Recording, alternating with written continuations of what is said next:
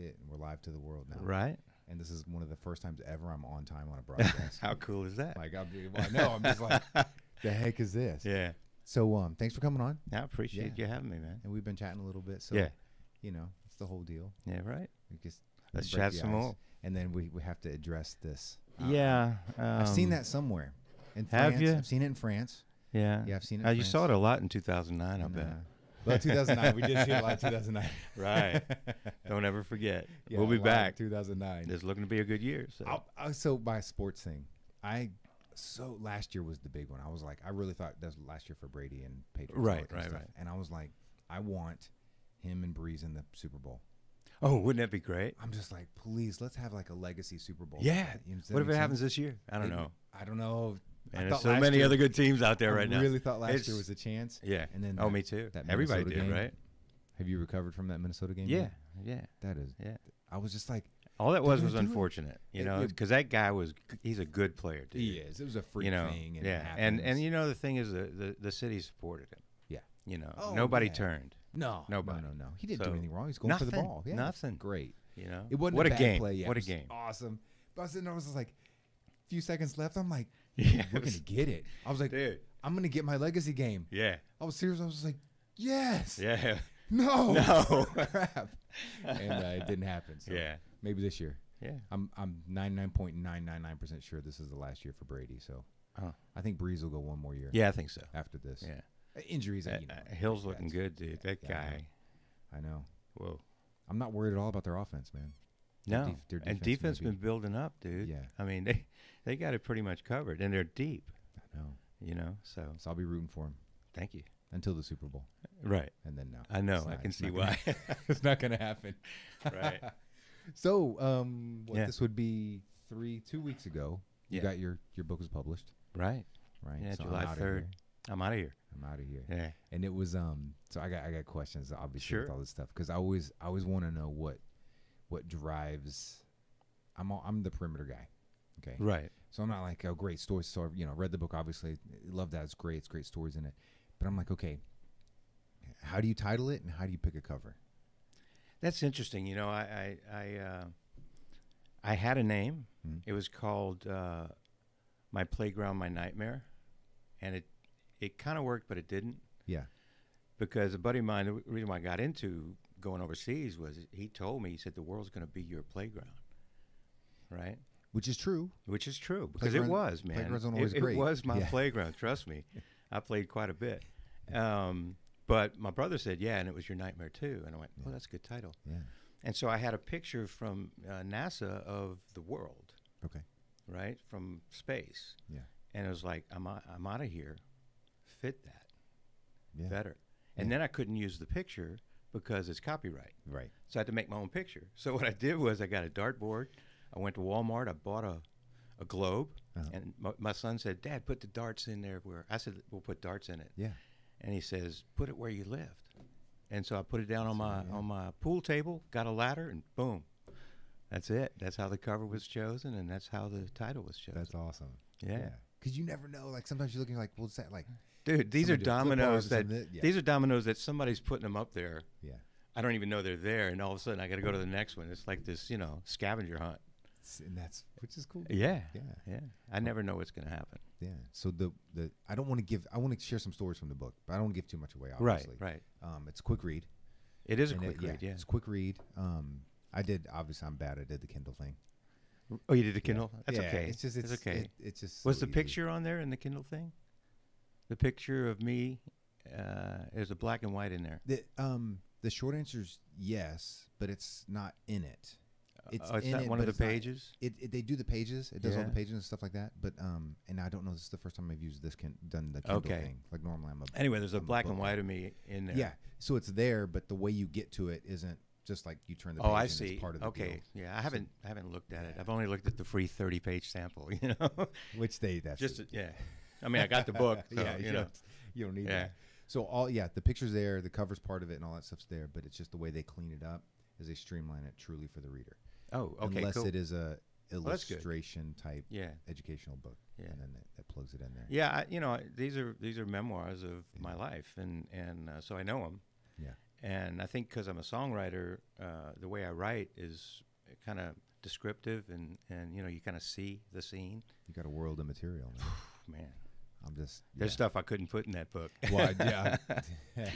I chose not to leave those out. And that's kind of, there's going to be a lot of unspoken things of acknowledgement in this, because as you know, I mean, with my military history and things, I've seen, and even pre-military, I've seen the world. Oh yeah, it's ridiculous. So a lot of your stories, I'm reading it, and I'm like, I can tell you that's not all of it. I'm like, that's not all of it. That's not all of it.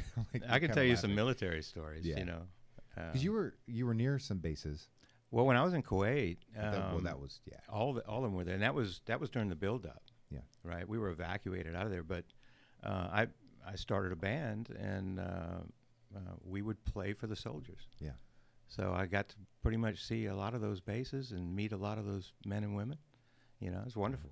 Yeah, it really was. Cool deal. That was a very interesting time in the world. Yeah. As a matter of fact, we did a July 4th gig one time, and I didn't know, but it was at the Air Force Base, and there was cameras and stuff, and turns out we were on CNN. No, I find out from my daughter and my aunt that they were watching. Hey, there's Dad. You know, that's right. I think we were doing Sweet Home Alabama. Is what it was. And no social media back then, so you couldn't capitalize. No, you're just like, no, it was terrible. That's the thing about this book. I mean, this is like going in blind. You know, we didn't have the support like they've got today. No.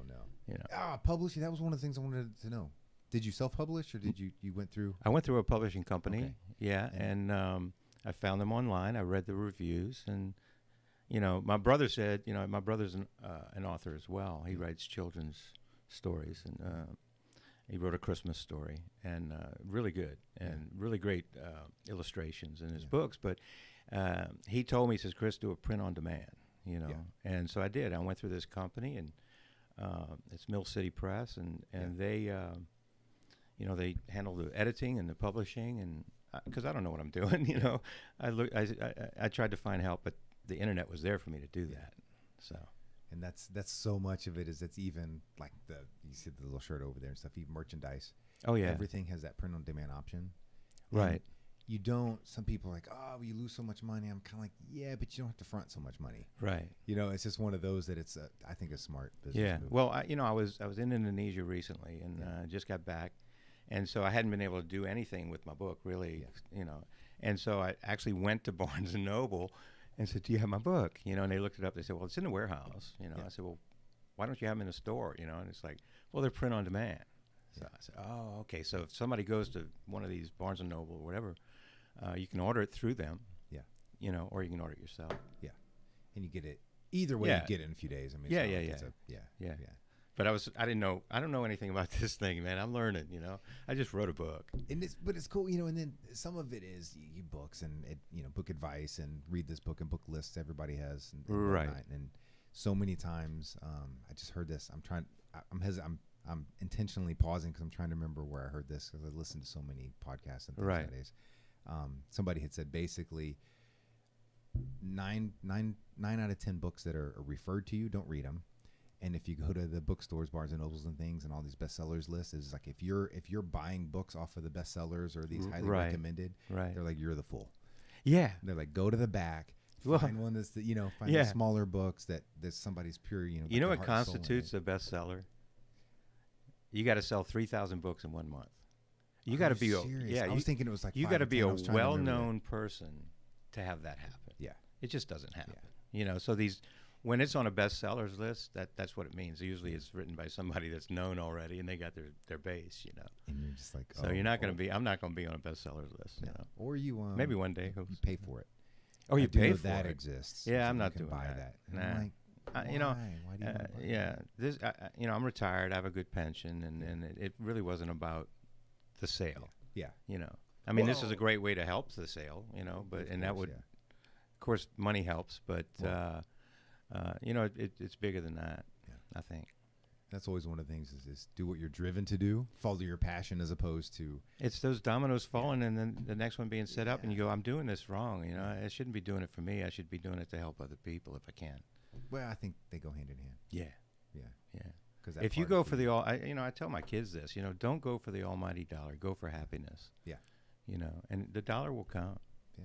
So that's so true. Yeah. All right. So some of the stories I'm going to kind of hit Okay. around and get you rolling. All right. Medical. Yeah. Okay. So we are so spoiled here in America. Oh, man. With God bless America. yes, the quotations medical. I'm just going to put it all You know, in there. forget about the cost and everything. But Yeah. dude, man, you travel with children to some of these countries, and it's a nightmare. It's horrifying. You know, the conditions, the situations, the cleanliness is not up to par. The standards are not there, and it's frightening. You know, and you're exposing your kids to a pretty high risk. Yeah. You know, And I mean, the level of immunizations and inoculations that we got in the service, you know, pretty much make you ironclad to anything. Yeah. And everyone still got yellow fever, malaria. Well, most of those things are, the medication is worse than the condition. You know, it's like malaria. You know, my daughter got malaria. She was 1 year old. Oh, that's right. You had to. Yeah. You know, and her hair didn't grow for I forget what it was, like 7 years or something. Yeah, that was one of the side effects, not because of the malaria, but because of the medication they gave her. Yeah, that's insane. Yeah. You know, fortunately, that's all it was. I mean, now she's got beautiful hair and everything, but I wanted my little girl, man. I wanted to do those ponytails. Yeah. And all this, and they're like, couldn't nope. do it. And I found that out because another buddy of mine had the same situation. He was there, and he went out on a stretcher. This guy, you know, he had pretty severe malaria. Yeah. And we hooked up with them like a while, 10 years after, you know, and we started talking about it. And he says, you know, my hair didn't grow for like 7 years. That's insane. That's what happened. Yeah. You know? It was the medication. Yeah. It's so random. Did it fall out or just stop growing? So it just didn't grow. No, the cycle stopped. It just retarded over. it. Yeah. Okay. Yeah. But you know, like I say in the book, you know, you go into these hospitals for something that you or your children have, and you know, you watch, you see what's going on in those hospitals, and it's nothing you want to be a part of. No. But you have to, because you got to have some sort of medical attention. So you know, a lot of these places, when you go there, they say, oh yeah, we've got, you know, there's these doctors we go to. Well, no, because there's no real, I mean, they will provide a doctor at some point, because it's like we can't keep our, and they've done that. Everybody's gotten a lot better at, you know, health for their employees, and we got to pay attention to this. So they've corrected all of that. But at the time, that's what it was, you know. And they haven't corrected all of it yet. No. Like, a large majority they have. Right. But it's and a lot of it, even back then, you go back 89, 90? I started 89, so yeah. Okay, so I'm put me basically a year behind you. That was in Nigeria okay. in that time. And yeah. So on the opposite coast, I'm sure it was the same deal, but opposite east-west, you know, East Coast. Well, yeah, it depends on the assignment, whether or not they had a company doctor assigned to you and at that location. And then that's fine. You're doing it in the base, in his office. It's all clean. He's getting the right medications. But if you're just thrown into a country and says, use the local people, it's like, whoa. Yeah. You know, I know in the emergency room. Yeah. In the mid-90s, it started to transition to where the facilities didn't change.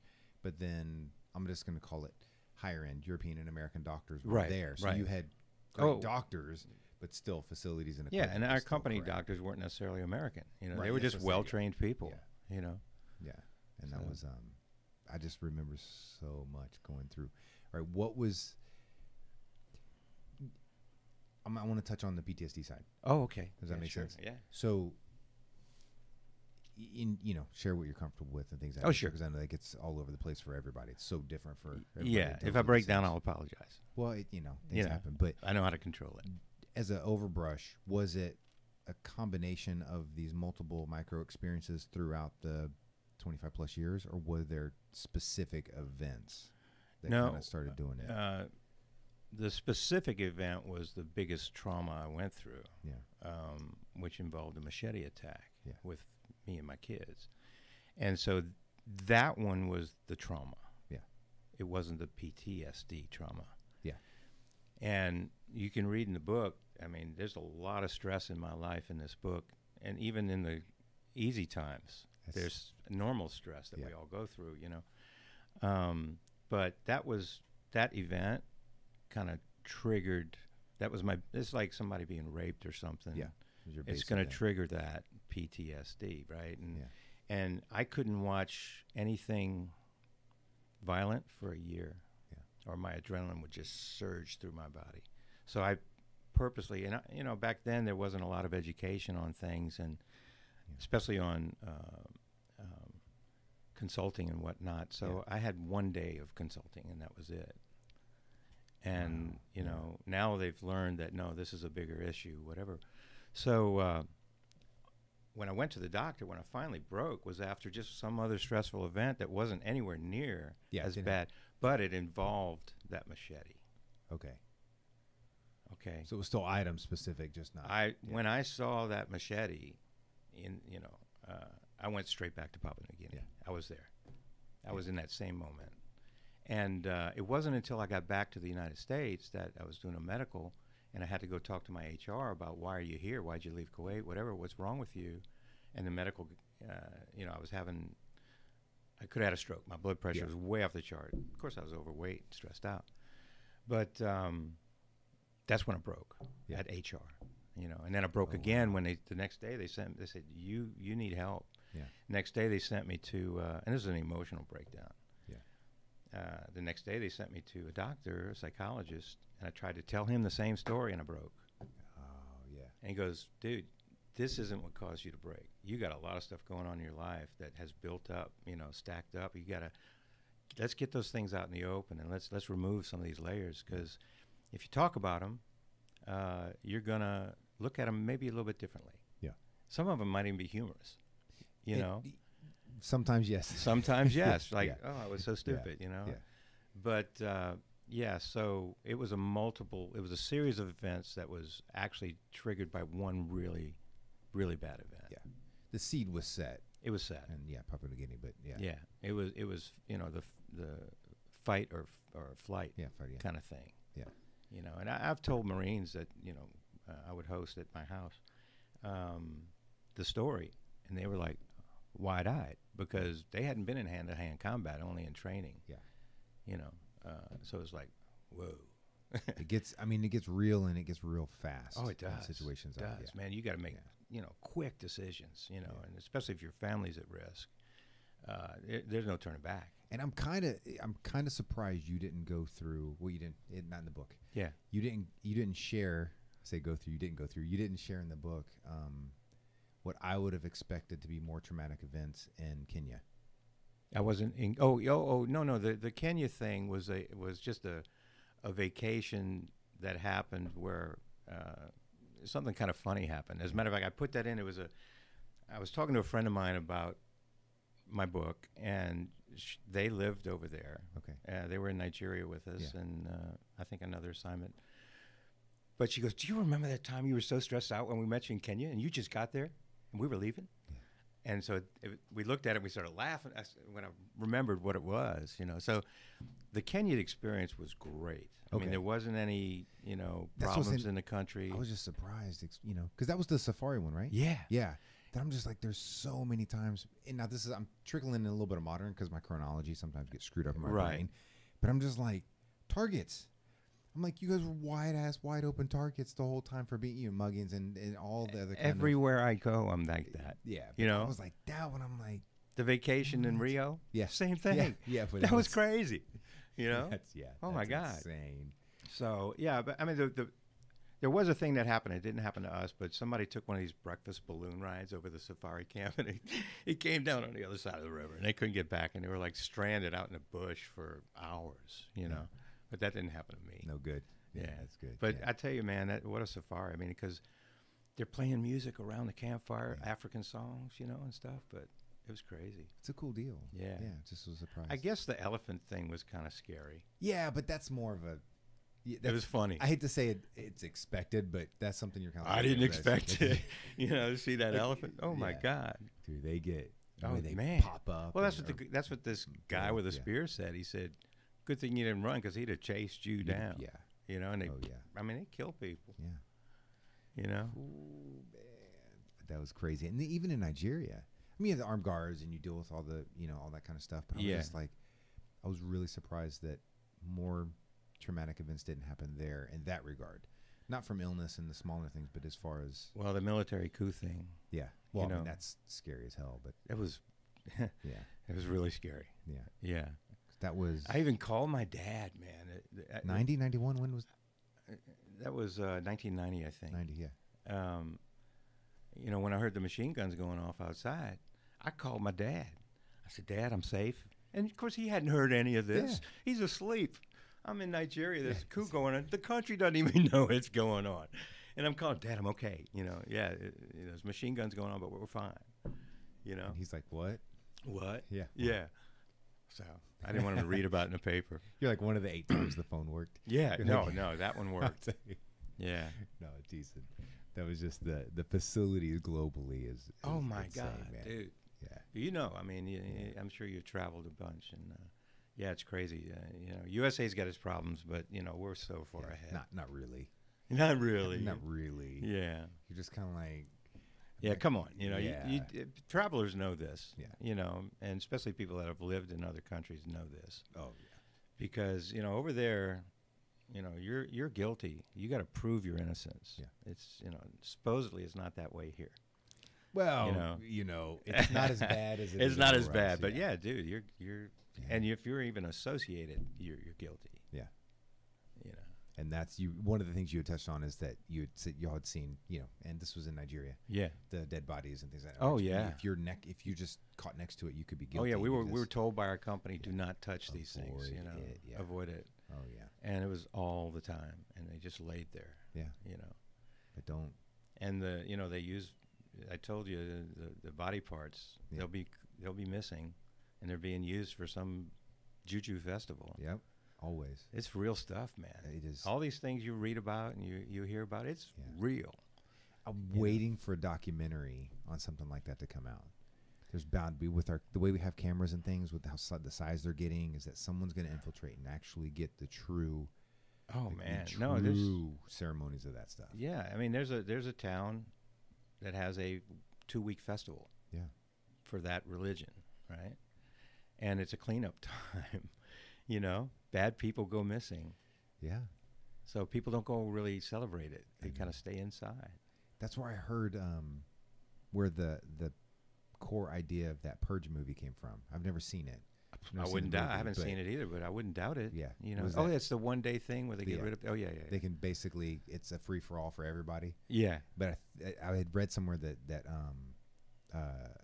one of those festivals, somebody had attended it, or there was some weird layer. Anyway, that was the seed for that movie. I believe it. You know. Like, that would make sense. So this is a once a year, purge. Yeah. That one's. I think it was once a year. But there's probably a committee that decides who's got to go.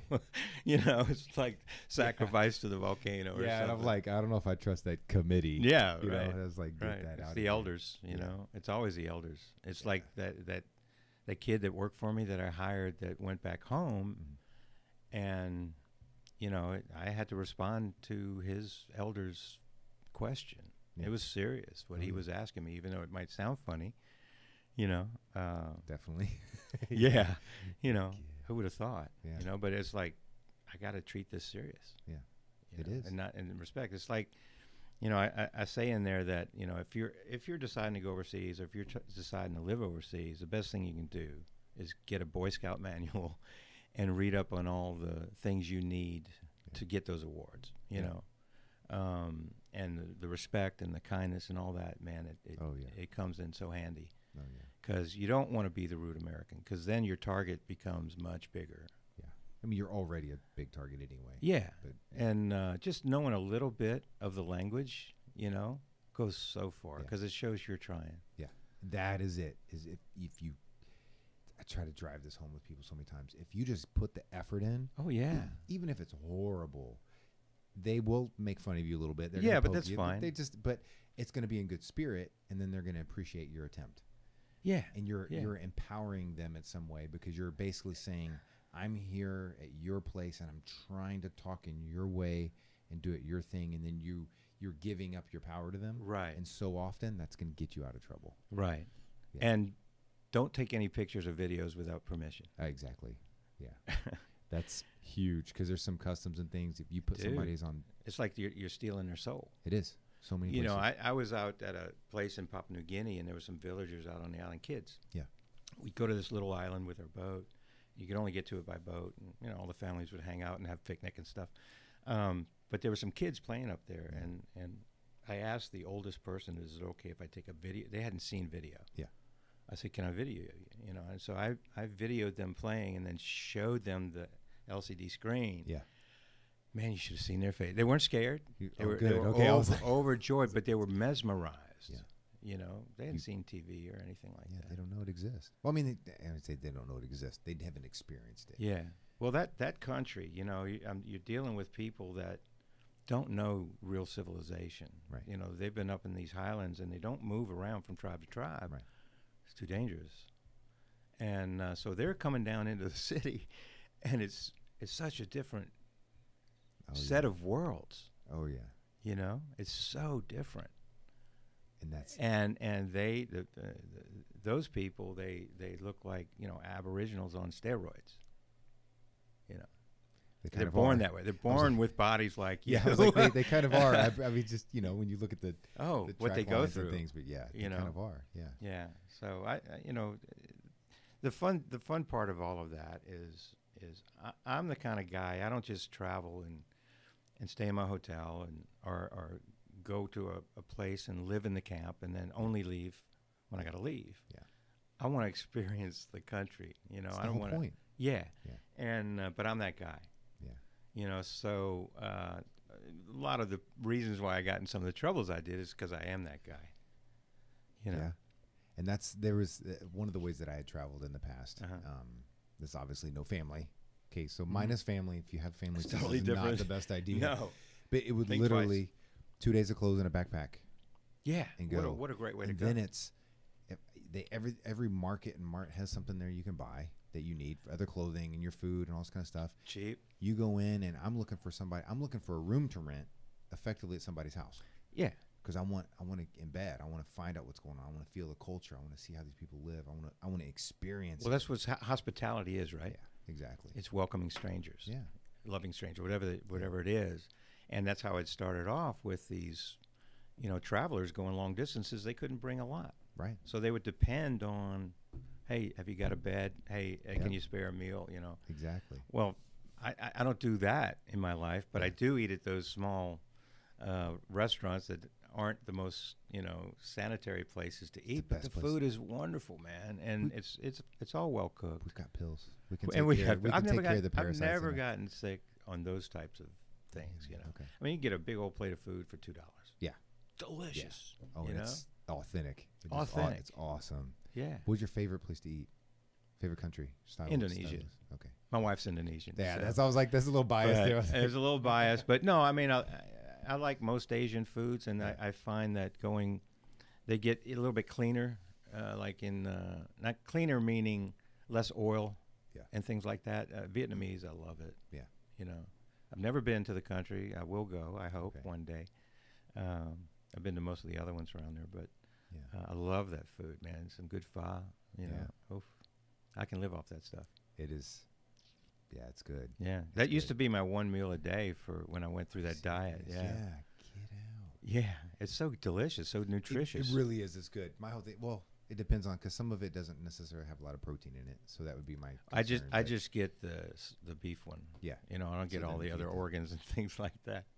Sometimes those are the best. Yeah, but sometimes they carry the most parasites. But that's what's fun about traveling is, man, they got some weird stuff they eat. Oh yeah, and they're cooking it out on the street, so you can try it. Yeah, and you can look at it and stuff. So one of my last trips, I did Chris's traveling food blog. Yeah. You know, it was something stupid. And I would take pictures of what it was, describe what it was, or I'd do a video of it. And so we went to Bangkok, and I purposely wanted to go find that bug lady that was serving bugs. And I did. I found her. You know, so I videoed myself eating a cricket and a grasshopper and stuff like that. Yeah, it was a gas. And so that's funny because going through survival school and all this other kind of stuff, never really had to deal with bugs and things in that. They're good. So the first time I ever experienced it was overseas. Yeah. At markets. Yeah. Like actually that's where I went. It was a night market. Yeah. You know, with thousands of people. I'm paying to eat bugs. Yeah. People are like, what? Well, and you got to buy them by the bag. Yeah. You know, you don't just say, can I try that? No, you got to buy a pound of it, you know. So, and the grasshoppers were as big as a crawfish. And they just, so, you know, everyone's kind of like, oh, what is it? What is so I can't get past the eyes, or I can't get past this. To me, they taste like, generally speaking, most bugs, very moist nuts. Yeah, and the grasshoppers tasted like bacon. It depends how they prepare them, but yeah. Yeah. Yeah. Yeah. Well, unfortunately, the oil that they use is probably a palm oil or something like that, so it's got that kind of oil flavor to it. But the taste of the thing is really good. Yeah, it is. And it's good for you. It's all protein, right? It is, it's actually very good for you. Yeah. So that's kind of what I do. I look for weird stuff. And yeah. The most awkward one for me, bug-wise, was the scorpions. Yeah, I didn't eat it. I was talking to a lady the other day that she had, and she liked it. She thought it was good. I mean, they're fine. It's just one of those things because sometimes people invite me to sushi. Yeah, right. I'm like, okay, I enjoy it, but you eat a couple pieces and you're like, did I eat anything? Yeah. And that's kind of like the scorpions, is that it's crunchy and it actually has a really good flavor. Well, the flavor's really good. One time I was living in Kuwait, and this good friend of mine, his wife was the daughter of a diplomat and everything, and they had brought something special for me back from Lebanon. They had just come back from a trip, and they said, we want to have a dinner. We have you and your wife over, and you have to eat this. And they came out, and what it was baby bird fetuses. Yeah. That were sautéed in some garlic butter onion thing, and I had to eat those things. Yeah. They were good, but just the idea of what it looked like and the crunch, and it's like, oh my God. It's balut in yeah, and Philippines and Indonesia, same. Yeah, same sort of deal. Type deals, but same. Yeah. And then I went to a wedding in Africa for one of the guys who worked for me, and that food is different. It's heavy. Yeah, it's heavy. It was most of the food I had in Africa was very flavorful. It was very good, but it felt dry. Like not that it was dry meat when you had the meat, right? But it was like all the seasonings and everything. The way it was caked on, it had that external, really dry, almost chalky, good flavor. And again, it comes down to the oil that they use, I think, for the flavors they're getting in there. But the jollof rice is like jambalaya without the meat. Yeah. It's not bad. Yeah. It's pretty good. And the fowl or the beans or whatever, Those are actually really good. Yeah. And my time in the Middle East, I love Arabic food, man. It's so good. It's actually, it's so good. It's probably where you gained it. 60 or I 70. Think so. I think so. Because it's most Arabic food for me. It's like potato chips. Yeah. Well, like it's just as simple. Like you're like more, and then the way they have the big spreads and everything and do all that. It was just you don't know you ate 6 pounds of food when you eat 6 pounds of food. True. Well, that's one reason why we chose Houston. Okay. Is the diversity of the culture and the food and the grocery stores. Yeah. I mean, so I go buy all this stuff and I make it myself at home. My son and I, we love to cook and experiment, and you get the real stuff. So that's a real bonus of being here, man. On that, there's a African market that just opened. Really? Right here off the backside of our neighborhood. Okay. On South Gessner. Cool. I'll point you the direction, but it's it's bigger than like a CVS and Walgreens size, if that makes sense. Yeah, I go to a pretty big store for my Arabic stuff, and it's down on Hillcroft. Oh, yeah. Hillcroft and Richmond, I think. Between 59 and and they have fresh za'atar bread, man. Oh, yeah. It's so good. Yeah. We just had a couple episodes. Sam was on here from Sam's Limousine. He's Lebanese. Oh, okay. We were over there a few nights ago. Nice. Chronology or whatever. And we broke some out, and yeah, sweet. So it was fun. I love Lebanese food, Arabic. I don't know what it is. Just, you could do a whole show on this. I know. That's why I was like, no. Don't go down there. No. Like, I'm gonna go because I can go down there with you. I was just like, oh, right. No way. Writing a book. Yeah. This actually came up a couple episodes ago. People were asking and talking. We had some conversations going on about it. Okay. What's your method for writing the book? So I know they're memoirs.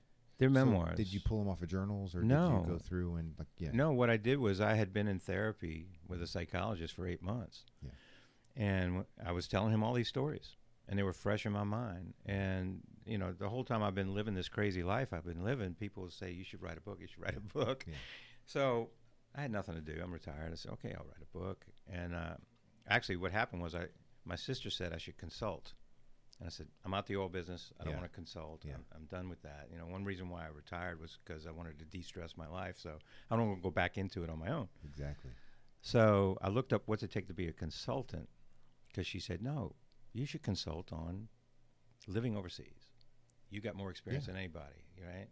So I went online, looked up consultant, and the first thing it says was, if you're an expert on anything, you should have written a book about it. Yeah. So I said, okay, I got to write a book. Well, to freshen my mind, I'll just write my story, you know. And then it turned into, okay, it's a story about my life, and I started thinking, why did I write the book? Right. To tell my story?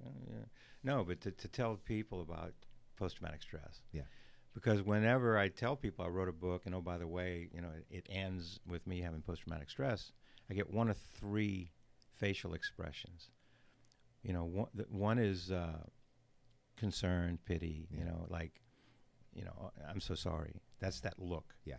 And then the other one is fear, like, uh-oh, you know, who is this guy? Yeah, He could break any time, you know, I don't know, he might go postal on me. And the third one was like, I kind of heard about it, I kind of know what it is, and it's always followed by, you know, you must have been in the military. Yeah. And I wasn't. So it's like, man, there's an awareness out here that needs to happen. And I started reading about PTSD, and I didn't know a lot of this stuff, the statistics, you know, and how prevalent it is and who gets it. Yeah. And so my drive now, the book's great. I hope people get the book to read about my journey, but I'm hoping to start be a speaker and talk at some of these events that people have around town. Yeah. About stress and post-traumatic stress. You know, I got it. Yeah. You can get it.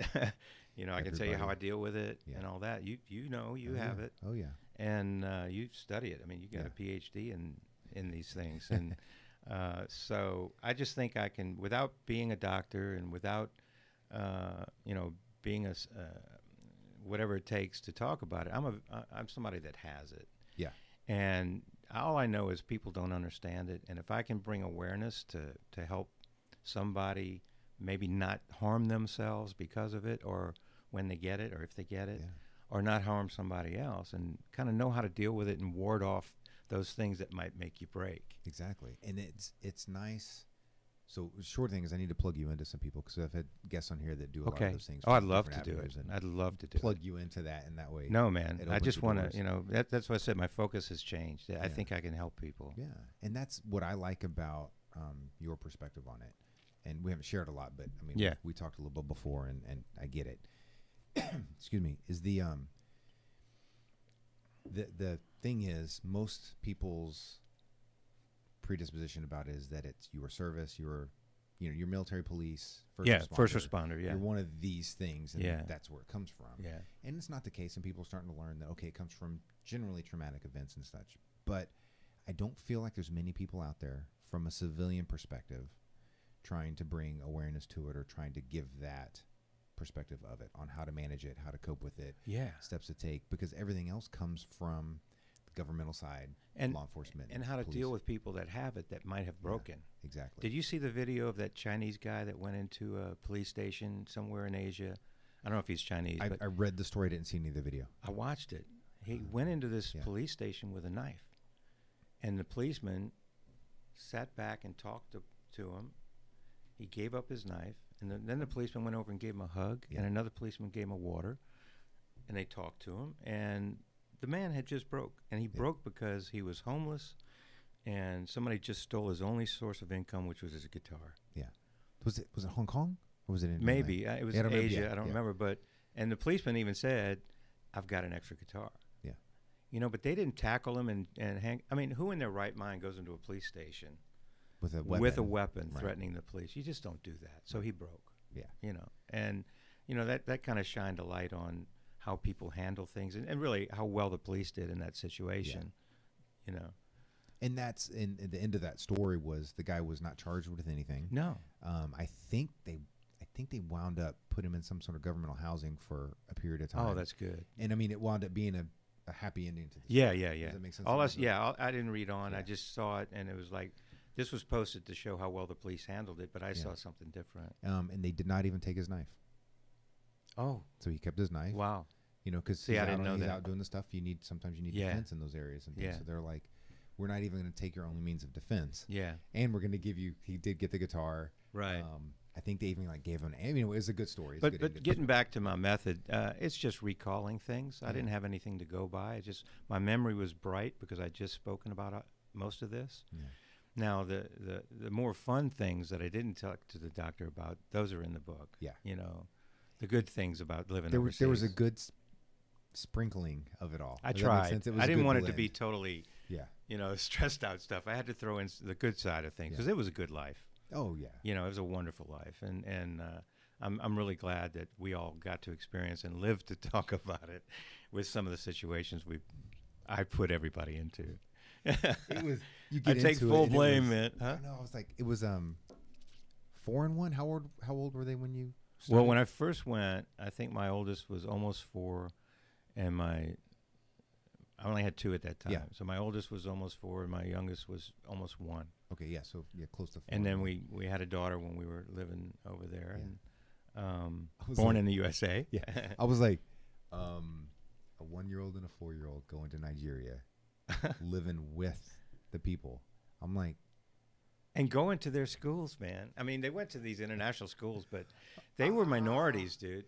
yeah, They know what it's like to be a minority. Yeah. And they went through all kinds of, pressures that military kids go through, and Yeah. moving all the time and making new friends. But they weren't in a base school. They were out, But the good thing was, like, they had to learn the national anthem of every country, to get out there and sing it before every day. Yeah. And they knew their own.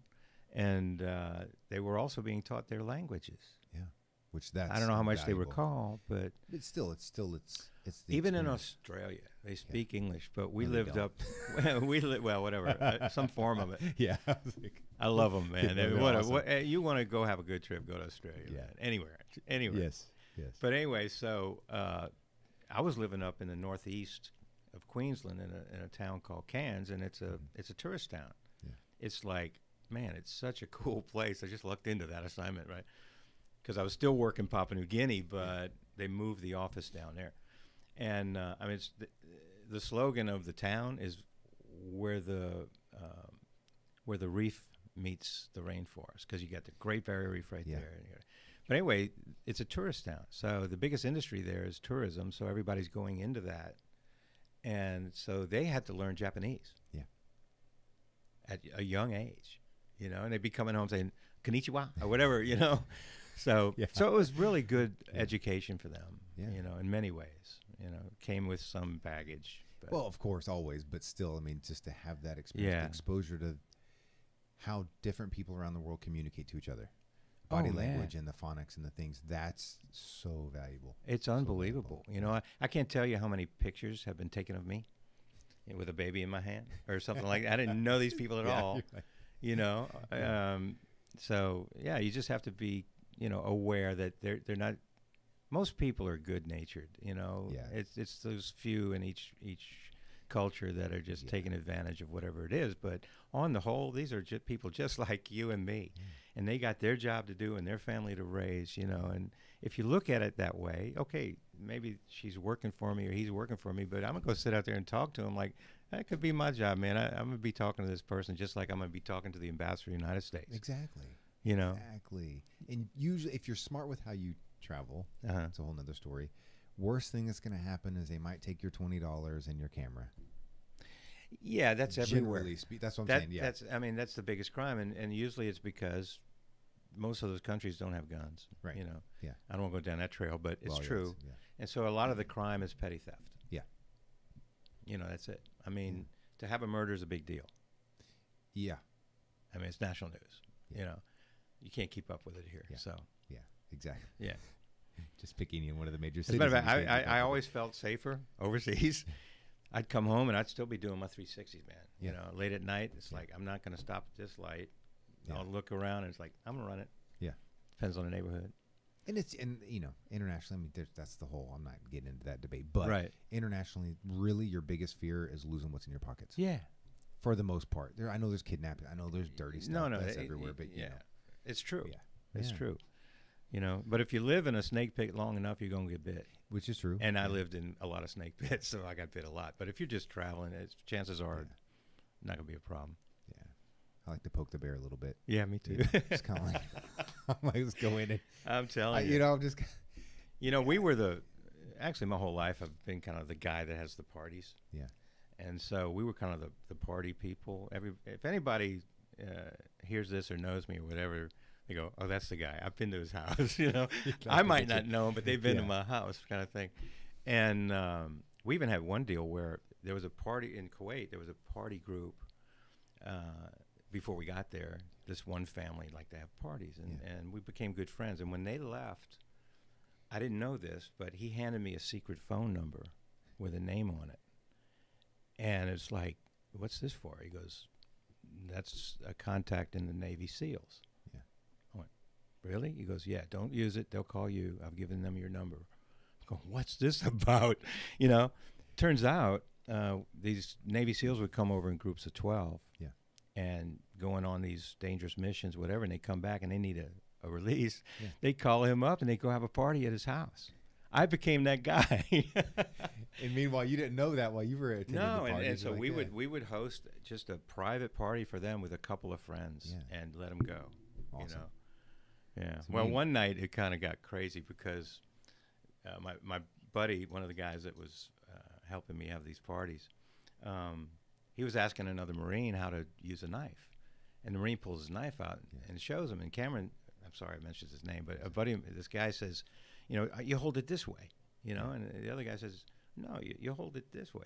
And when they went through the motions, something happened, and the Marine was holding the knife with the blade towards his arm. It slit his arm wide open, and my living room looked like a pig had just been slaughtered or something. Oh, man. You know, they got him back on base. Nobody, I guess he didn't get in trouble or anything, but you know, that happened at one of the parties.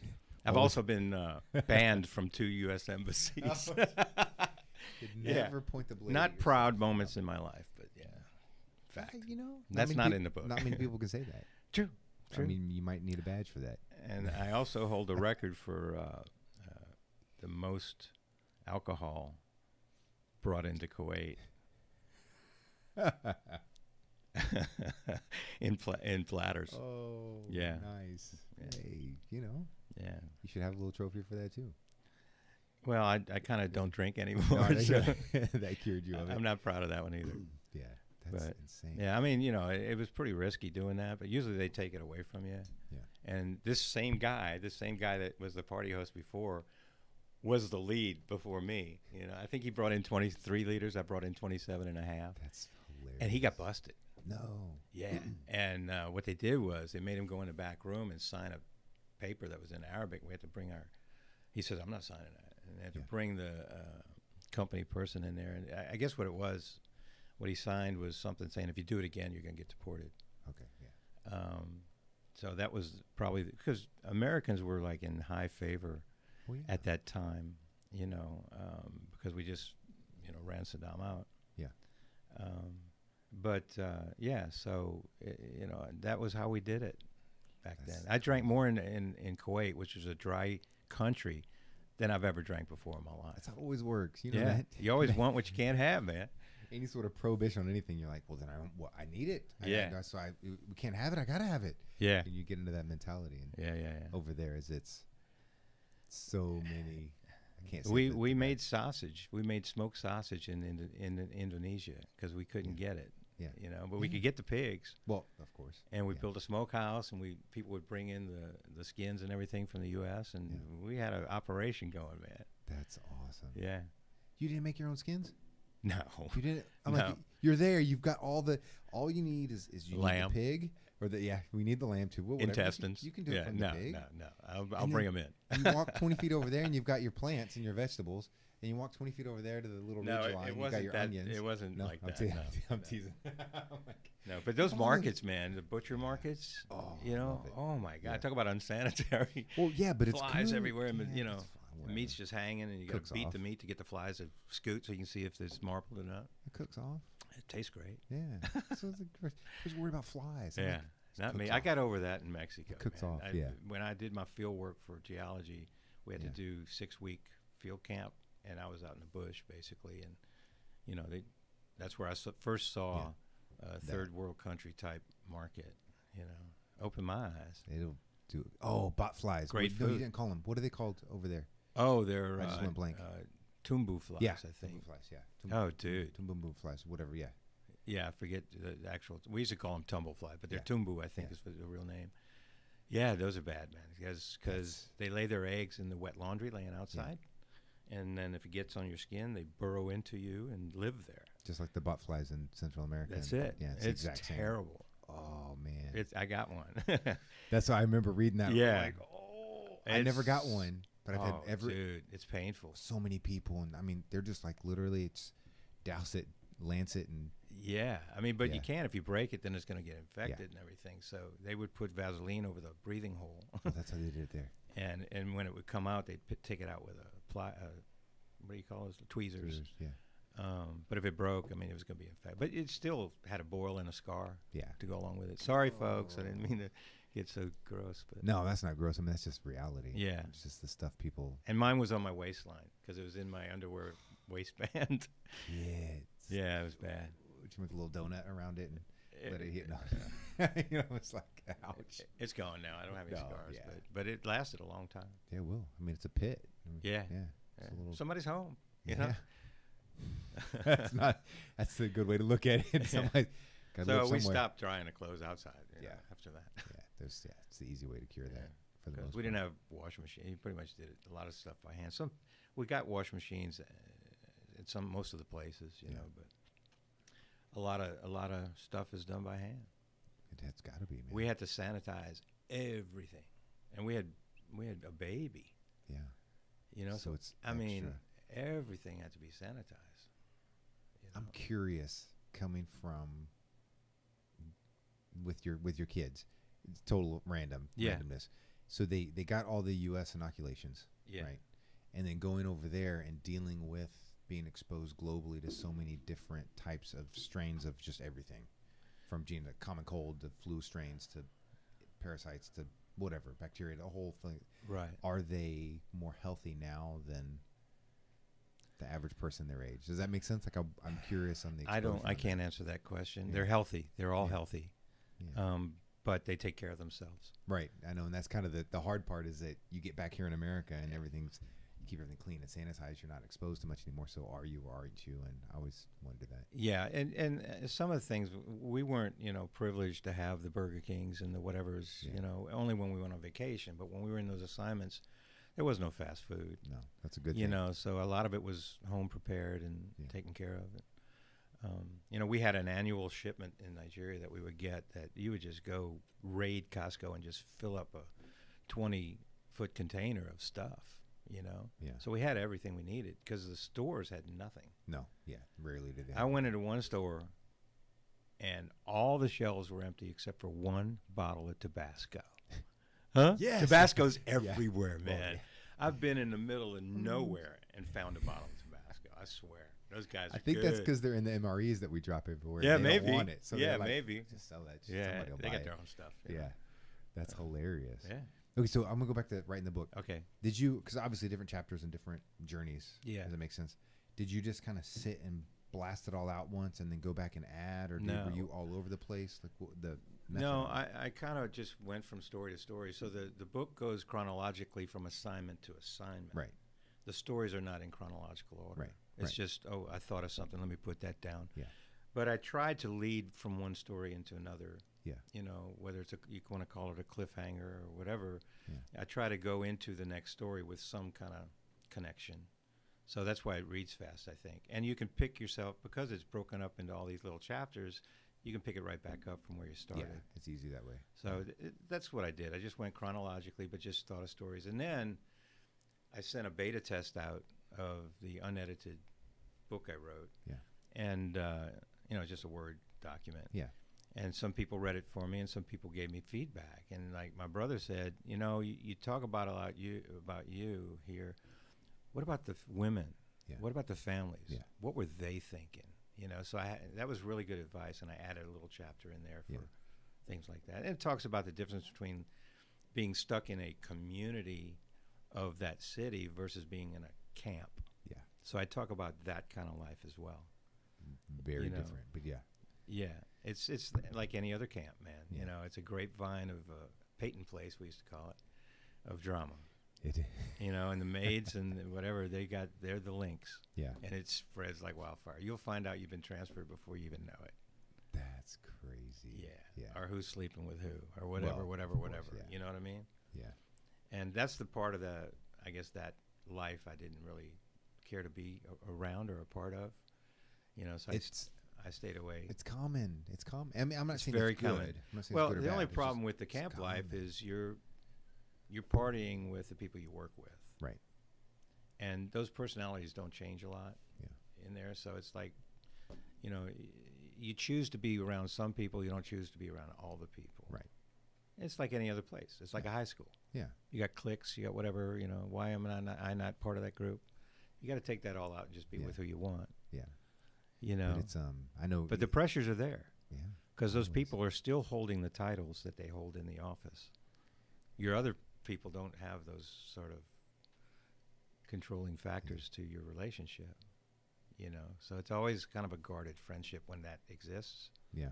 It's better just to be friends. Yeah. Exactly. Because I mean, you can't. Yeah. For lack of terms, you can't party with your supervisor. But you can if your supervisor's that cool guy, and Right. I've done it, man. These guys are good people. Yeah. I'm just saying in general, there's this problem that exists usually in most camp environments. And we had it in the service with all the temporary duty stuff. Is that it was effectively every temporary duty. People treated it like it was Vegas. Yeah. What happens on the duty stays on the And duty. sometimes they build a camp right next to the office. Oh no. And the office is looking down at this camp of all these privileged expats. Yeah.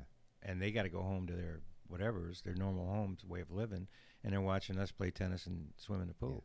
That's kind of not good. Yeah. It's better to have a camp away from the office. Not in direct possible. line of sight anyway. Yeah. A couple of miles away. Yeah. Yeah, that's crazy. Yeah. So you do music. That was one of the things. I do. Write music. I write music. songs, and I record all my own stuff at my house. I got a studio much like this. Yeah. Yeah, I saw the picture. It was just kind of a cool little deal. Yeah. You don't have to have all the lights though. Yeah. It's a little more temperature control. I was telling you earlier, I never had any lessons on anything, and I just was missing live music. Yeah. In Kuwait, there was an expat band, and they were transferred, whatever. It wasn't there, so I said, okay, well, let's start a band, and with some other guys, we said, let's do it. And it kind of blossomed into what it was, playing for the soldiers and stuff. We were called the Human Shields in Kuwait. I'm like, I don't know if I like that or not. Right. Well, the reason why was all the companies were being sent home. Our families were sent home in January. We didn't leave till, I think it was 3 to 5 days before the war. Might have even been 3. Wow. Okay. We were the last group to go. And even the other oil companies were gone. Yeah. And we had a connection to the embassy and everything, so we knew when things were going to go down. And so at the last moment, they shipped us out. But we didn't have a name of the band when we started playing. And somebody said, "What's the name?" I think the bass player yelled out, "Yeah, we're the Human Shields, man. We're stuck here." And it's stuck. And so we go out to the army bases. Yeah. Human Shields are coming. What's that? Yeah, like, hey, what? They're from Iraq. Well, you freed them? No, it's a band. They're like just a bit. Yeah, they're like thinking some special unit. Right. In with the so it kind of had a funny side to it. That's kind of cool though. Yeah. It's great musicians, man. Really good music. Because it was a mix. We had started off with 5, and it was like a couple of Americans and a couple of a Kuwaiti and a Armenian guy and Indian guy. So it was multicultural. And then after playing the basses for a while, they said, we need a woman. You got to get a woman up there. So we found this really cool Sade-looking girl that was singing in Bahrain that just moved over, and she became our head singer at that point. Man, she was good. Cool. So then we had and she's from South Africa. Okay. And so we had this real mix. That's great. I'm sitting there thinking, I'm just like, there's your... Yeah. And everybody sang. So we had different sounds coming out when we did songs. It wasn't the same vocalist over and over and over again. So, there was some dynamic going on in there with our sound that helped out a lot. And we do private underground parties, man. Yeah. It's all got to be underground over there. Which is how I kind of met some of these characters that, you know what happened. Yeah. Exactly. These were not good dudes. They're friends of a friend that you make acquaintances with, and watch what you do. Be careful who you hang out with. Yeah, they're not good dudes, but if you're on their good side, then... Well, right. And, man, the stories, the information I was getting... I mean, I should have been CIA, because I was getting a lot of raw data coming at me that most people will never hear. Yeah. I'm not going to talk about it. No, don't. But I know. Yeah. And these were inside ears that were just bragging to me. You know, so I've got stories that I cannot put in this book. I've got, you know. Don't even toy with the idea. I won't. Yeah. It's not important. The book's good enough just as what I got in there, man, you know. Don't add one page to that thing. So, yeah, it's one of those kind of things. But that's kind of how really the CIA is supposed to work. Yeah, it's just somebody over there that's getting information. Yeah. You know, but I was never asked to do it. I'm not CIA, so, you know, let's not go there. No, yeah. Because now, you know, if they did a background check on me and looked at everything, they might think that I'd had more things going on because, you know, I told you in there, it talks about me getting money off the black market and how I did it. And so I'm writing checks. My name's on there. So I don't know who it's going to at the end, you know? Yeah. So. But that's good. I mean, it's kind of, I hate to say it's good. It's a different life. I think that it's important for people to possibly expose to more things like that. That's how the world works. It is, you know, and this book is basically, it's a collection of me. Yeah. But it's a warning to international travelers and international residents that people think they want to, hey, I'll take this job over there. I'll make a lot more money. I'll see the world, you know, just like me. Yeah. Just be careful, you know. And then it's also a book about, you know, getting stress out of your life and dealing with these sorts of big issues that might happen to you down the line. Because the statistics are crazy. It's on who comes down with PTSD. So it's more and more every day. Yeah, like what we're learning about depression, what we're learning about PTSD, what we're learning, like as far as it's a new thing, you know. I mean, they used to call it shell shock in World War II. Exactly. Vietnam, they started calling it PTSD. You know, I think the first actual study was in the mid to late '80s on what we call today PTSD. Yes, you're right. Yeah, I think I read that. And they used to treat shell shock. One of the more successful ways they used to do it was with like psilocybin and even LSD and things of that nature back in the day. Had a lot of success rate, and you know the focus obviously has been on military. Yeah, you know. Yeah, that was the easiest. And now they're starting to realize, wait a minute, there's a lot more people getting this thing. You know, a lot more. Yeah, and it's some of that stuff. How sometimes our lives aren't so safe here.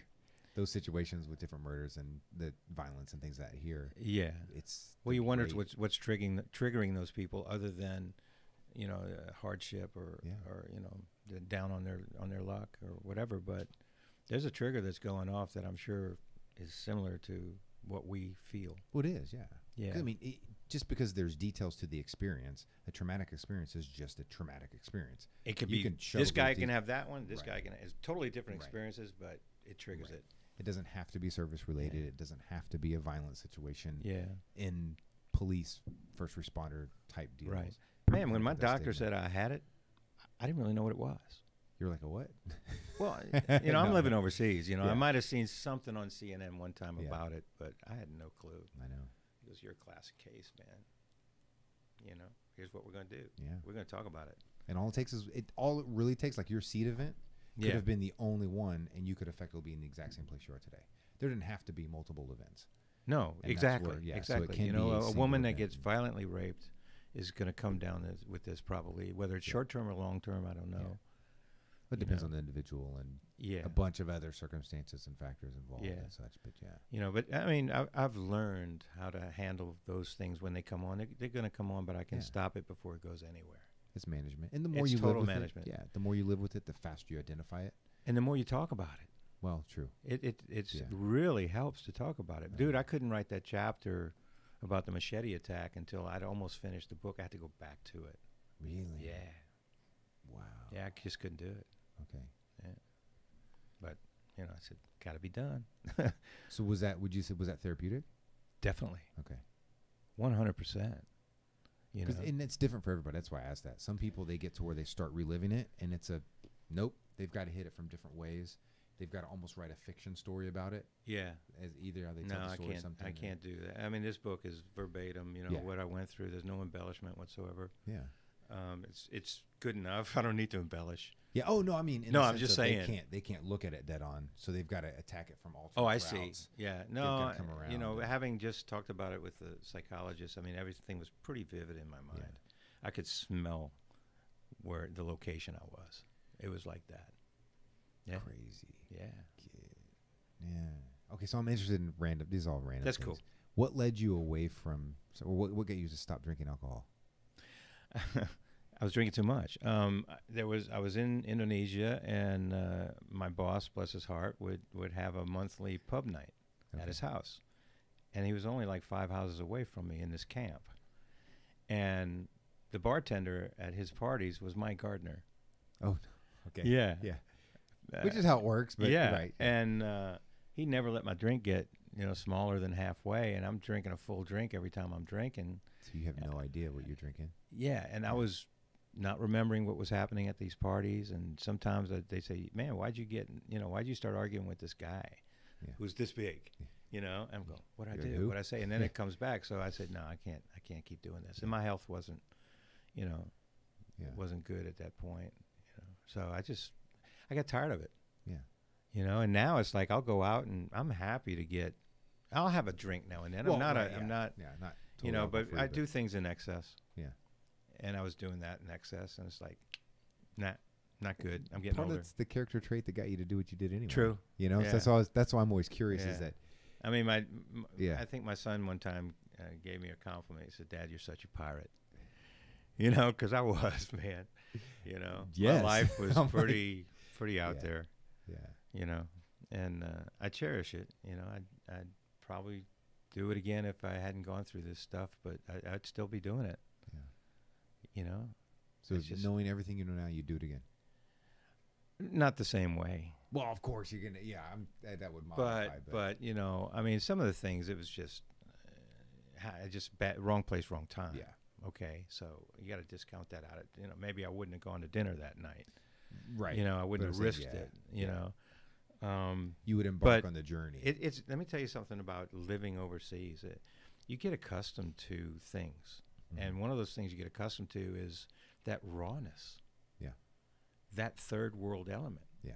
And I got out of that for a brief moment, and I just wanted it back. I was talking to a buddy of mine. I was in Bali recently, and we met up, and he was with me in Papua New Guinea, and now he's retired, and he's doing. I think he's working on a platform for speaking.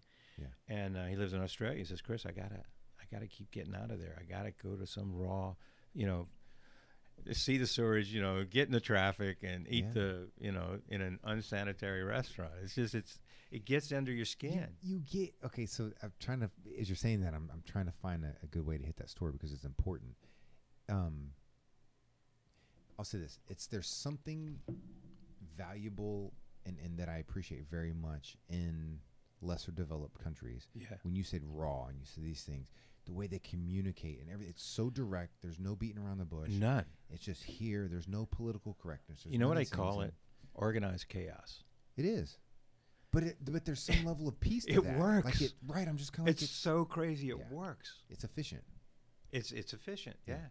It's if you were to take any one of those places, we'll just call it third world or less developed countries, and you were to take what we deal with in America here, political correctness, and you're worried about offending people, and you were to lay that on top of that, I think it would just be gone. It would be gone. It would just go. It would decimate. It would turn to dust. There's no way it could exist. Yeah. With those inefficiencies laid on top of it. And people have these thoughts of these countries from the news or whatever they get, and like Indonesia is 90% Muslim. Yeah. It's a wonderful country. The people are wonderful. And there's even a place in Bali that one Easter I wanted to go to church, so we found the church. Yeah. We drive to this parking lot, and you know what? Right next, it's one parking lot. There's a church, there's a temple, there's a mosque. Yeah. Those are the buildings for the parking lot. Yeah. They all worship on different days. Yeah. Share the parking lot. Yeah. I mean, it's an open, accepting society. They don't care. They don't care. I mean, there's no time to judge on it in that sense. No, for the most part, you be who you want to be. Yeah. Now maybe in the political sense of the things, or whatever ranking, you may not rise up because you don't have the numbers to support you. Right. But that's more of a business thing. But that's it. Yeah. Other than that, it's wonderful, and people have this impression of whatever they have from the news or whatever. Yeah. I mean, the worst thing about Indonesia is that the nature's going to get you, with the earthquakes and the volcanoes. But that's it, man. That's the rawness. Yeah. Yeah. I flew over there. A volcano had just finished erupting. We didn't even know if it was going to keep going off. That's insane. And while I was there, I went through one of those 3 earthquakes that just happened in Bali. I was there for the first one. You know, the water's slushing out the pool, the lights are swaying. That's the great. You know, it's insane. Yeah. Earthquakes are weird, man. I've experienced them. They're just they're really weird. And it depends on where you are. Yeah. How close you are to that whatever focal epicenter point, because it's either a jolt, a shake, you know, and a repeated shakes, or it's the ground roll. Yeah. The wave, The wave, and it's more like being on a boat. Yeah. Getting seasick. The very first serious earthquake I was in a gym. Oh, wow. Watching the equipment. The coolest thing in the world to me is, you know, every gym has this. The long, you know, 30, 40, 50 foot row of dumbbells. Right. That are all in this rack. Right. That's sturdy as hell. Right. It's not. Not. And just, where was this? This was, it was Diego Garcia. Indian Ocean. Oh, okay. So and I'm there, and it's just going. This was like a 5 to 5.2 earthquake. So decent, but not gonna destroy the building. Right. So you feel it, but it's scary, but not anything. So I'd gotten up. I'd just done a set of squats, sitting down, and I got up, stand up, and I was kind of like, wait a second. Right when I stood up, I'm kind of saw the dumbbell shake a little bit. Well, they shook really before you feel the ground shake. So I saw them wave, and I'm like, I'm dizzy. I'm pass out. I'm like, what just happened? It was a heavy set, you know, the whole kind of thing like this. And then, you know, military at the time, so I'm all, right. And this, and I'm like, no, I'm good. And then it starts going more. And those things, I'm not kidding you, it looked like people had the battle ropes of today, swinging those ropes with these 150-pound dumbbells all the way down to the 5-pounders, all just going woosh, woosh, woosh. And then you're like, no, it's not cool. This is a fucking earthquake. I got to get out of this place. You got to get out. You got to get out. You know, long story short, nothing really happened. I mean, mirrors didn't even crack or whatever. But that was my first sort of serious earthquake experience. Yeah. And, you know, not super old or any of that kind of stuff. Still pretty young. I prefer to stay in low buildings. Yes. When I travel. Yeah. You know, especially in Indonesia. You don't want to be in some tall. Oh, no. Yeah. Yeah. Well, it's like there. A lot of places, even Indonesia, Guam, that whole region. Outside of the hotels and the big things like that, everything's down. Everything is 2 stories or less. Well, they say no building in Bali is built higher than a palm tree. Yeah. For that reason. Yeah.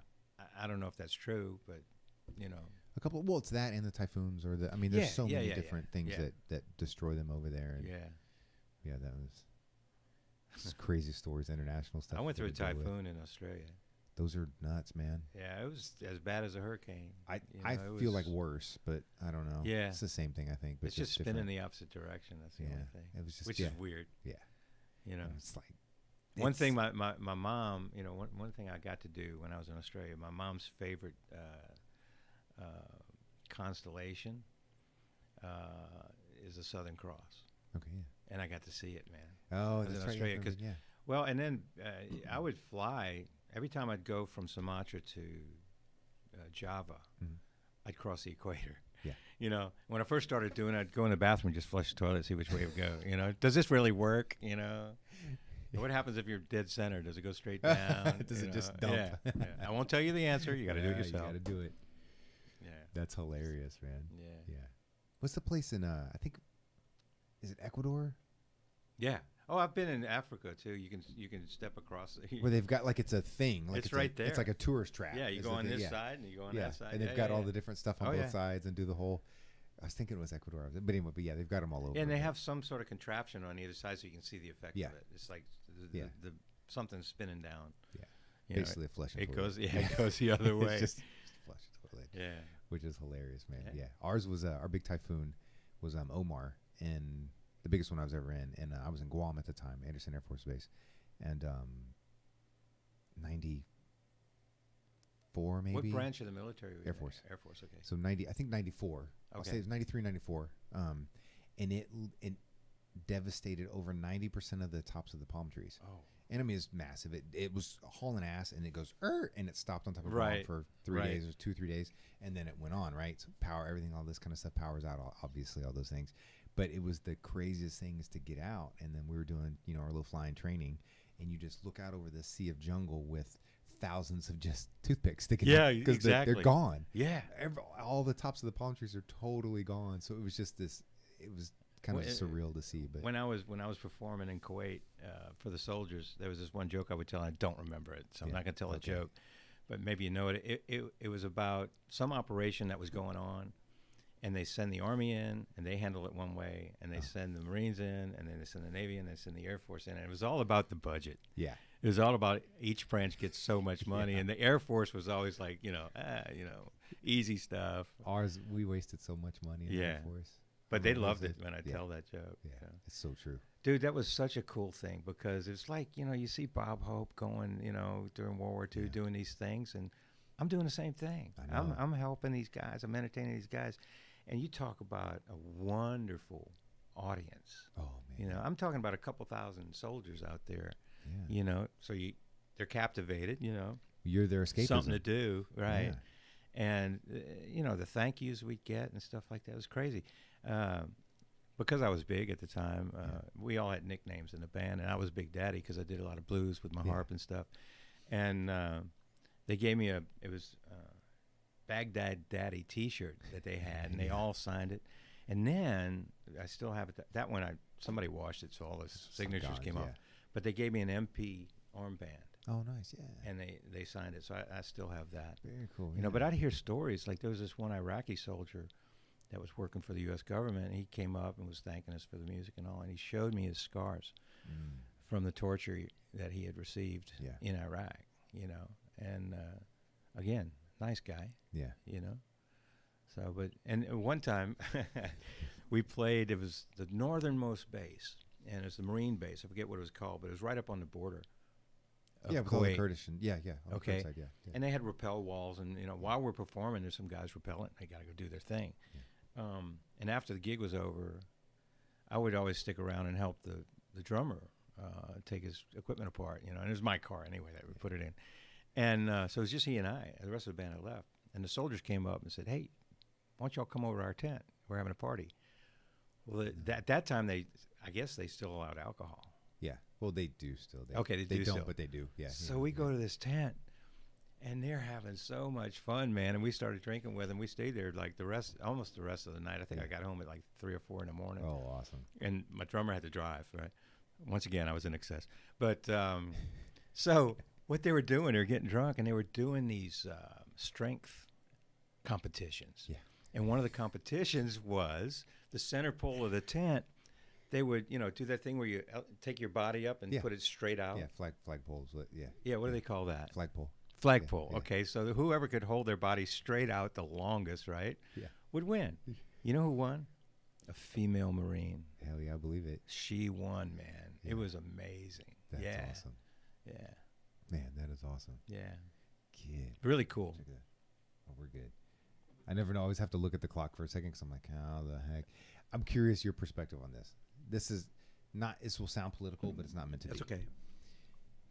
Your opinion or perspective on, do you think we, America or the Western world, are doing the right thing, the wrong thing, too little, too much, with how much we're putting our fingers in over there? Specifically the Arab countries. Kuwait, Iraq. If you want my perspective, it comes from not me, but things that I've heard, underground and stuff like that. There's a total mistrust of our past. Yeah.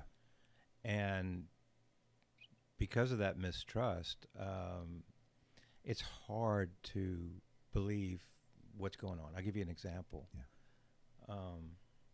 And I think this is okay to say. Yeah, you're safe. So before Iraq invaded Kuwait, the U.S. government had offered to put a military base on an island right off in the Persian Gulf. Yeah.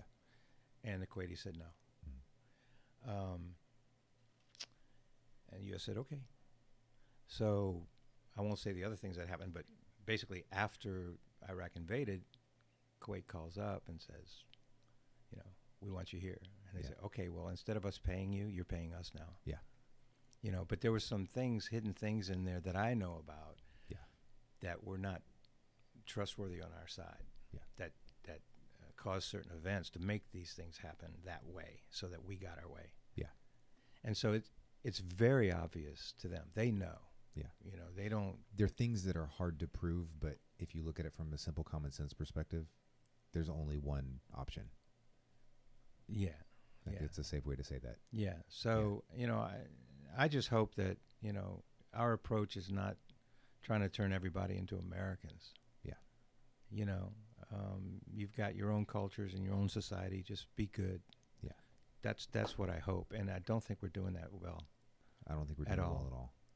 So that's kind of how I have to answer the question. Yeah. No, because I agree with you. And that's kind of one is that I typically read people well. People don't hate Americans. You know, they hate the policies that are coming out and the way that they're coming out. Right.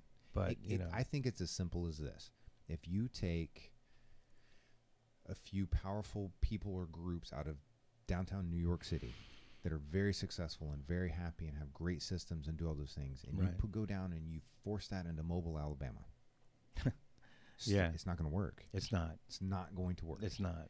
You're forcing something on somebody that they're quite content. And this is American and American. Yeah, no, I know. We're just doing our airplane. I'm right there with you. And that's just that's my whole perspective on our global policy, our foreign policy, our foreign affairs, all of that kind of stuff. It's just that you have to, I think it's good to try to nudge countries towards some sort of a, in quotations, free society. Sure. I think that's a great idea. Sure. I mean, when things are done voluntarily because you like it, they're usually done better than when they're forced. Right. Does that make sense? So if you have a more free society, the likelihood is going to be and good. the ones that have decided to go that route, it takes a while, man. It took us a long time. We're still learning. We have not learned yet. And a lot of these countries just got their independence in the 50s and 60s. Yeah. You know, they're young, free countries that are trying to be more democratic and be more open. And they still have some of the old issues that they're dealing with corruption and things like that. And, you know, it's very difficult to get to a point where, okay, we got this under control. Yeah. You know, people aren't stealing anymore. They're not hiding currencies in other banks everywhere. And everybody's, you know, got the same hat on. Right. And it takes a while for that to happen. And we're trying to, like, tomorrow you're going to be, you know, a little America. Yeah. I just wish we would. It doesn't work that way. Yeah, no. I just wish we'd find a way to empower people, empower other countries more, as opposed to imposing our power. Right. Does that make sense? It's kind of that. Exactly. I think our intent is. I do feel like our intent is good. Yeah. No, our intent's good. We just do it the wrong way. Right. Yeah. You know, we force the wrong issues, I think. So. You just can't necessarily always go in and drop a bomb and expect good things to happen. Yeah. I'm just, you know, I'm coming from the aggressor side in essence, you know, with my history and such. So I mean, you know more about all this stuff than I do, but who put that guy in charge in the first place? You know, and now we got to get him out. Right. You know, and it's this constant battle of making bad decisions. Yeah. You know, for maybe the right reasons, but you know, it is. We're trying to meddle in something we don't understand. Yep. It's as simple as that. I mean, it really is. And again, intent, I would almost say intent is irrelevant. If intent is good or bad, it's irrelevant. Yeah. You're creating an action. Yeah. You know, the whole cause effect. Exactly. And if you don't understand what you're putting your fingers into, don't put them in there. Stay perimeter, support, empower people. It's alarming when a president is elected and he's never had a passport. Yeah. I now, on the flip, I'm old school. I always think our president should have served at some capacity. Some capacity. I'm not saying great service or they had to go to combat or they had to this. It's just you have a different understanding of the world when you have served. Yeah. And I'm not. I totally get it. You were right on the edge of it. I mean, you basically lived a lot of that. I lived a lot of that. But I see it from the outside looking in instead of the inside looking out. Yeah. And a lot of these guys don't have that view. You know, they don't have that vision. They're hearing it.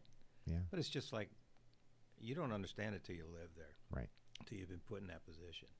And these guys haven't gone through that experience, so they don't have the experience. And it's hard to get it from somebody telling you about it. You can't. It's impossible. You can't. It's absolutely impossible. Yeah. Now, I was never military. I missed the draft by a year.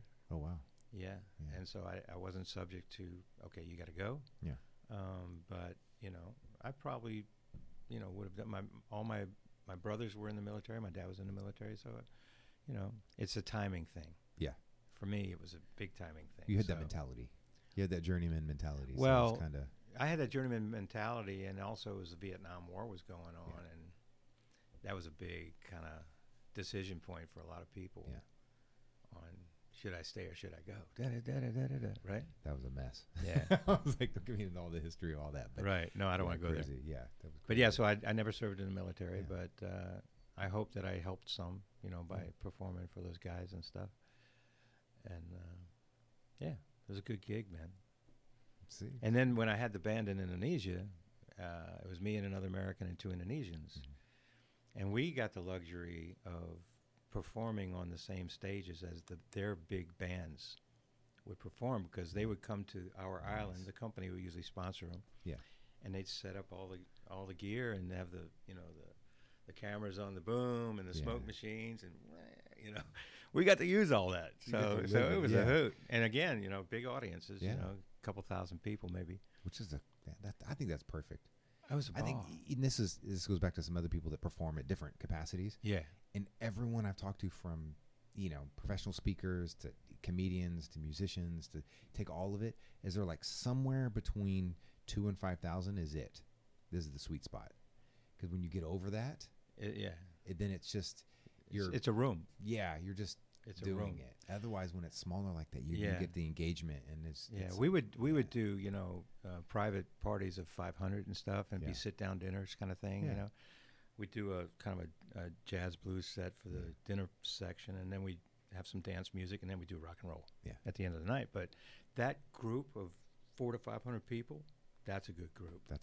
Because you're there. It's more intimate. Yeah, you're seeing people's faces. You're seeing their reactions. Versus, you become just the another piece of equipment on the stage at one point with a sea of people. It's fun, you know, and you got to perform whether it's one person or 2,000. Right. But I prefer the smaller setting. Yeah. Yeah, you get to feel air it. it's a cool deal. But it's a gas, man. Yeah. You know, when you get that many people out there, whether they're there for you or not, they're there. They're there. You're giving it to them. Right. Which is kind of a cool deal. Yeah. And Indonesia is wonderful because these musicians, if they decide to learn an instrument, they learn all of them. Yeah. So each musician, he knows how to play every instrument. Hey, go sit on keyboards. Okay. Yeah. You know.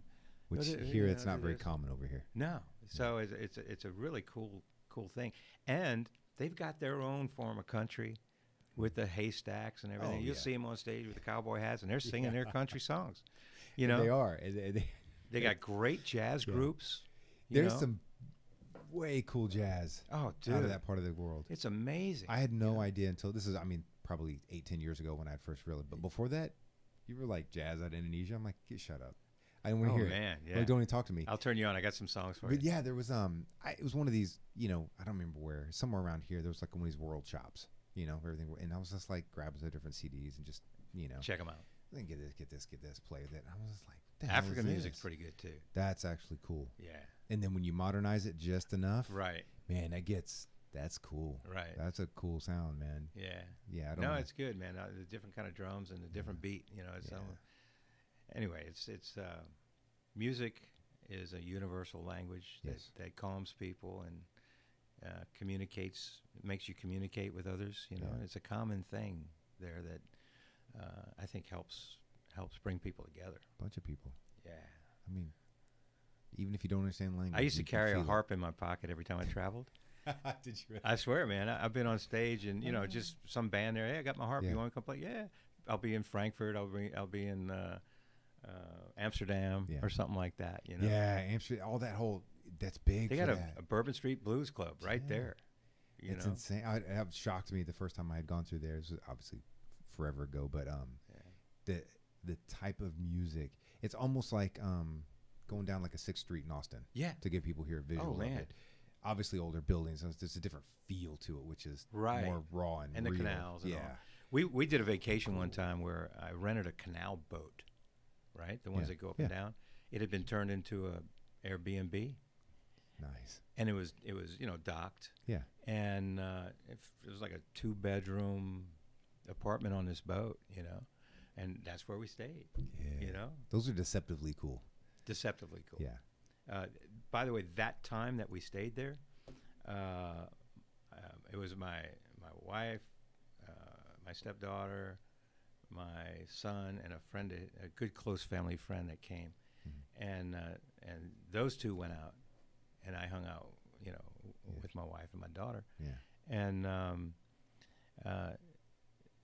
it was New Year's Eve, right? New Year's morning, my son says, I lost my passport. Dude, he lost his passport. His flight was January 3rd to leave. He lost it New Year's Eve. So we go to the police station to get a police report because you can't go to the embassy without a police report. Early in the morning, New Year's Day, nobody's awake. No. We walk into this police station, and there's one policeman standing behind it, actually a policewoman standing behind a desk, and we walk in and said, excuse us, my son lost his passport. And her first thing was, okay, would you like coffee or tea? And this woman made us, whatever we had, coffee while we sat and filled out our paperwork. That's How awesome. cool is that? That is cool. Long story short, he got out. We went to the embassy on the 2nd, and they gave him a quick passport, and he was able to get out. But, man, how cool is that, right? That's awesome. That could go two ways. It could have been very bad. Are we going to be here for a week, or is this, what do we got here? Yeah. That's awesome. Yeah. Yeah. One time we were traveling on round the world tickets. You ever do that? No, I haven't done that, but I'm familiar. But yeah. So we had round the world tickets, and I think I had used my frequent flyers form or something, and I had one leg left, and that was from Australia to Kuwait. Okay. The day the flight was supposed to take off, guess what? 9/11. No. Yeah, I missed my flight. Yeah. And I'd gone back to where everybody was waiting. It was me and my son. We just brought the suitcases early to check in and all. We were going to go back in an hour, get them, and the rest of the family bring them to the airport. I had read the ticket wrong. It had left the night before. And so I missed my flight, which was based on frequent flyer tickets. Yeah. I go back to collect my family, and the TV was on, and the planes were hitting. Right? Yeah. So that I remember it very well because it was that day. But anyway, so all of a sudden I said, well, can I use the frequent flyer ticket? Yeah, but they're blacked out until 12 days from now. And their school started like in 2 days. Oh. So there I was. I had no tickets to get back. Yeah, you had nothing. And I had brought Kuwaiti dinar with me, right? I brought like enough to buy tickets, but I had like $10,000 in their money. Yeah. Guess what? Kuwaiti dinar is not exchangeable anywhere outside of the Middle East. That I didn't know. So I had all this cash and nothing to do with it. I had to put everything on my Visa card to get home, Yeah. Oh, wow. Yeah. Yeah, some currencies, they don't exchange them I knew everywhere. some, but Well, that one they don't. Get out. How long were you stuck there? Oh, we got out like in a couple days. Okay. Okay. And actually, that was the day I brought in all the alcohol. And one of the bags had busted. It was a bag of Kahlua, and it ruined all my wife's clothes in that suitcase, right? So it would have been 30 liters, but, You missed out on 2.5 liters busted. But anyway, so we're putting the suitcases on. They're coming out, and we had like 8. There's 5 of us traveling. Yeah. And this thing was leaking, right? You could smell. And my son said, Dad, what's that banana smell? I said, shh, be quiet, Stick it underneath there. We go through customs to get back in the country, and they see our American passports, and they didn't even check our luggage. They said, so sorry. Please just go. Yeah, because of 9/11. So they didn't even check us. So just lucky. go. Yeah. Yeah. Yeah. Oh, so one good thing came out of it. Yeah, right. You got 27.5 liters into the country. Yeah. Oh, it went fast, because we used to make our own, right? Oh, that was either bought it on a black market, smuggled it in, or made your own. Yeah. And the black market, you're buying it from a military person. Yeah. Probably. I mean, not military, but a policeman that's worked in that department to confiscate it. Yeah. They get it in and sell it, and that's how they make ends meet. But I mean, because of these pretty bizarre people I was meeting, I was learning about how drugs were being smuggled into the country, and what they would do, and a lot of the people involved were people making money up top. Of course. Yeah. They were letting it happen, and then they do some, bust this guy just to show that we're trying. Yeah. And then, let's start making money again. And they don't really bust them. And they don't really. Well, no, they do, because these are like from another country. Oh, okay, the external. Okay, somebody from Pakistan's bringing it in, but they know, or a truck filled with Johnny Walker Red Label, which is all they can get, and you're paying $250 a bottle of Red Label on the black market. That's insane. Right? When I can make it myself for $1. Yeah. We don't have the brand on it. Yeah. We had a 24-hour operation going at one point because, we were having parties at my house. You know, with the band. We do, okay, open gig night. You know, bring your instrument. Well, I always laugh because you go back 70s, MASH, TV show MASH, the distillery they had in their deal. I'm like, how did people not know that was real? Right. Like, why do they think that was just a TV thing? Like, that's real. Yeah. Like, that is the thing. You want what you can't have, so how do you get it? So I was just like, okay. What? Like, we'll make it. No, it's TV. It's TV. Oh, a good TV story. Yeah. Like, no, that's real, man. Dude, it's I mean, a lot. World. That's And it doesn't give you a hangover. Because I made it right. You know, I would take extra precautions so it didn't have the bad stuff in it. Yeah. You know, if you buy it, you can also buy that stuff. Somebody else made it. You know, doesn't taste as good because they didn't take as much care, and you can't really trust that it's clean. Right. You know, people still get it. I did. I bought it. Get out. Ain't got any in stock. We got a party coming up. Okay, let's get a bunch of water bottles filled with this stuff. You know. Look it up. Party. Oh, that's crazy. Yeah. Wow. Yeah. Get it. Awesome. Well, thanks for coming on, man. Dude, thank you so much. No, I want to sign that and give it to you. Yeah, thank you. So I'm out of here. I'm out of here. It's on Amazon. Is the easiest place. Amazon, Barnes & Noble, and iTunes. Yeah. Yeah. And it's an ebook, and it's you can order the print. You can go to Barnes & Noble and order it. Yeah. They don't have it in stock, but I hope you guys enjoy it. And it's awesome. You know, it's fun. And like I said, I'm going to try and start this speaking thing about stress and PTSD. Yeah, and that's when you try and help plugged some people. Into. Yeah, that'd be cool. Plug you into them and. Jason, man, I really appreciate it. No, it was awesome. No, I appreciate it. Yeah. And that's not even all the stories. So you got to read the book to get the full story, which I was kind of intentional. And I'll get you those songs. Teasers. Yeah. See, I got to see that. All right. Awesome. Thanks. So we'll see you guys next time. Thanks for watching. Thanks, everybody. And we'll see you.